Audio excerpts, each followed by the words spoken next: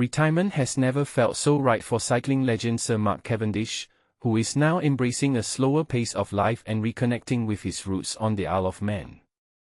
But here's where it gets personal. For Cavendish, this isn't just about stepping away from the spotlight, it's about returning to the place where he feels most like himself. "I feel most Mark here," he shared, highlighting the profound connection he has with his homeland. At 40, the Lexi native capped off his illustrious career in 2024 with a staggering 35 stage wins at the Tour de France, a record that cements his legacy as one of cycling's greatest. Now, he's trading the high-speed races for quieter moments on the island, a place he's been able to visit loads since retiring. "My heart's always there," he said, reflecting on the joy of spending more time in the place he loves.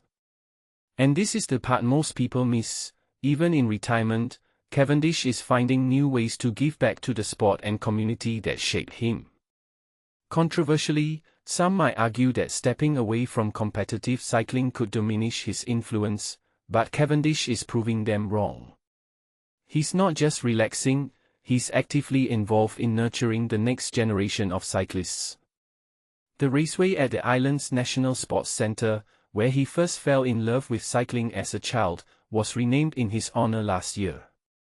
There were always 200 kids there on a Tuesday night, and there still are, he noted, emphasizing his commitment to keeping that enthusiasm alive. Cavendish's love for the Isle of Man goes beyond its cycling heritage. He describes the island as a place where life kind of slows down, where waking up to the sea each morning feels like coming home. "I'm a proud Manxman," he declared, and it's clear his identity is deeply intertwined with the island's rugged beauty and tight-knit community. Last year, Cavendish was honored with the Lifetime Achievement Award at the BBC Sports Personality of the Year and knighted in the King's Birthday Honours, a recognition he described as humbling. Yet, despite these accolades, he remains grounded, focusing on what matters most: family, community, and the sport he adores. In his latest book, Belief, Cavendish opens up about the highs and lows of the past 4 years. "I was never the physically best cyclist by any means," he admitted. "But I worked hard, and I believed." This message of perseverance resonates deeply, especially for beginners who might feel intimidated by the sport's demands. Looking ahead, Cavendish is determined to stay close to cycling, using his platform to do good for the sport.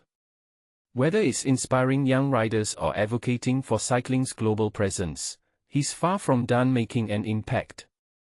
But here's the question: as Cavendish shifts his focus from racing to mentorship, will his legacy continue to grow, or will it be defined by his record-breaking career?